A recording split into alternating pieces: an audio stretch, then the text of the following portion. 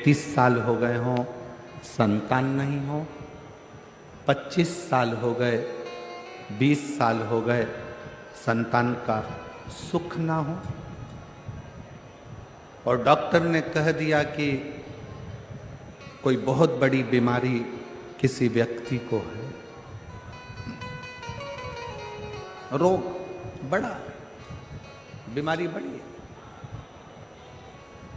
और उस बीमारी का कोई हल, उस रोग का कोई हल नहीं दिख रहा, कोई हल नजर ना आ,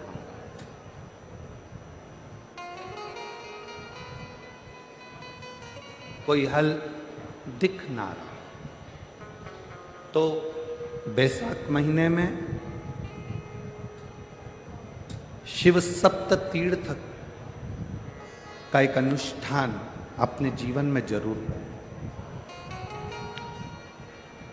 मट्टी के पात्र में जल भरना और मट्टी के पात्र में जल भरकर प्रतिदिन रोज 7 दिन का ये नियम होता है सप्ततीर्थ का। सप्ततीर्थ बस बैसाख के महीने में जब आप सप्ततीर्थ का अनुष्ठान करें, 1 घड़ा जल का रोज भरें प्रतिदिन, और 1 बेलपत्र, 1 शमी पत्र उस घड़े के नजदीक में कोई पात्र में अवश्य रखें। पात्र को, जो जल का घड़ा है, जल का पात्र है, उसको मट्टी के ही दीप से या कोई श्वेत वस्त्र जिसको मला गया हो, धोया गया हो, साफ हो, उस वस्त्र से ढक दें। एक दिन एक शिवालय में जाएं, शमी पत्र अशोक सुंदरी वाली जगह पर समर्पित करें। अशोक सुंदरी की जगह जानते हो ना आप लोग? अशोक सुंदरी की जगह पर शमी पत्र समर्पित करें। बेलपत्र जहां आप खड़े हैं उधर से डंडी का भाग आपकी ओर हो, और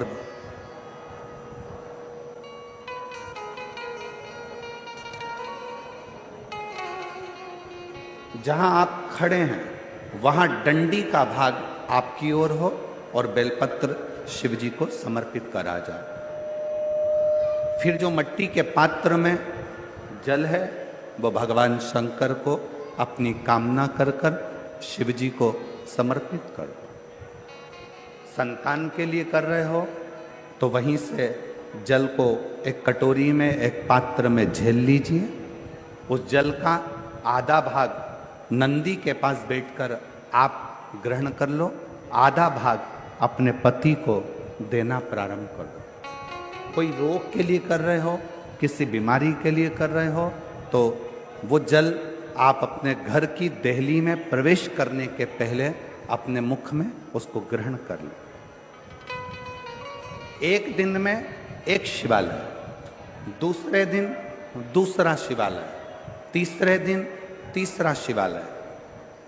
अगर अपने नगर में, अपने गांव में, अपने क्षेत्र में 7 शंकर के मंदिर नहीं हो, यदि अपने गांव में, अपने नगर में, अपने क्षेत्र में 7 शंकर के शिवालय नहीं हो, तो मिट्टी का शिवलिंग बनाकर उस पे चढ़ाओ, पर रोज एक शिवालय अलग होना चाहिए। प्रदोष के दिन जब आप इस सप्ततीर्थ का विराम करेंगे, उस समय पर जल, जब प्रदोष काल आए, प्रदोष काल का जब समय हो जल चढ़ाओ सुबेरे, और प्रदोष काल का जब समय हो उस जल का पान उस प्रदोष काल में कर लेना। प्रदोष को, जो प्रदोष काल में उस जल को शंकर का पंचाक्षर मंत्र नमः शिवाय, षडाक्षर मंत्र ओम नमः शिवाय या श्री शिवाय नमस्तुभ्यम बोलकर प्रदोष काल में उस जल का पान करें। बाबा को प्रार्थना करें, शिव से विनय करें। ये नियम केवल बैसाख के महीने में होता है, इसको बाकी के महीने में नहीं किया जाता है, इसको बाकी के महीने में नहीं करते, केवल बैसाख। तो बैसाख महीने में शिव सप्त तीर्थ का एक अनुष्ठान अपने जीवन में जरूर करें। मट्टी के पात्र में जल भरना और मट्टी के पात्र में जल भरकर प्रतिदिन रोज 7 दिन का ये नियम होता है सप्ततीर्थ का। सप्ततीर्थ बस विराम जो है उसका प्रदोष के दिन होना चाहिए। और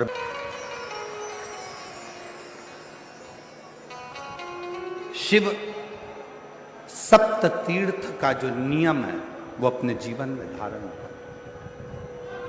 और हम तो कहेंगे शिव महापुराण की कथा श्रवण करने वाले प्रत्येक बेटा बेटी से, शिव महापुराण की कथा सुनने वाले प्रत्येक शिव भक्त से हम तो कहेंगे कि शरीर में कोई रोग नहीं भी है, संतान की प्राप्ति नहीं भी चाहिए, उच्च शिक्षा के लिए आप कर रहे हैं, अपने जीवन की खुशहाली के लिए कर रहे हैं, तो शिव का सप्त तीर्थ अनुष्ठान अवश्य करें, अवश्य करें और अपने जीवन को सार्थक करें। धन्य शिव को प्रकट करने के लिए या भगवान शंकर का वर प्राप्त करने के लिए या भगवान शंकर को प्राप्त करने के लिए, उनका आशीर्वाद लेने के लिए बहुत सारा आडंबर दिखावा शंकर को प्रिय नहीं। बेलपत्र का मात्र एक पत्ता अगर भगवान शंकर का पंचाक्षर मंत्र नमः शिवाय, षडाक्षर मंत्र ओम नमः शिवाय, श्री शिवाय नमस्तुभ्यम कहकर मात्र एक पत्ता आप अगर शंकर के शिवलिंग को चढ़ाते हो तो वो 1.25 करोड़ पत्र के बराबर अपने आप हो जाता है। अपने शिवलिंग के बराबर 1.25 करोड़ शिव बेलपत्र के बराबर एक पत्र हो जाता, एक पत्र।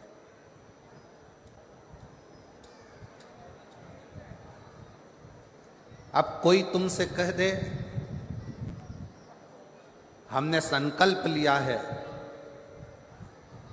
1.25 लाख शंकर भगवान को शिवलिंग पर बेलपत्र चढ़ाऊंगा, ना, इतने बेलपत्र का संकल्प तब लेना जब तुमने इतने बेलपत्र के वृक्ष लगाए। बेलपत्र के पत्र के अंदर 33 कोटि देवताओं का वास होता है, 33 कोटि देवताओं। और जब आप और हम भगवान शंकर को एक बेलपत्र समर्पित करते हैं, जब आप और हम भगवान शंकर को एक बेलपत्र समर्पित करते हैं, तो यह मानकर चलना तुम एक देवता पर बेलपत्र नहीं चढ़ा रहे हो, 33 कोटि देवताओं की पूजन एक ही बेलपत्र से तुम पूर्ण कर रहे हो, पूर्ण कर।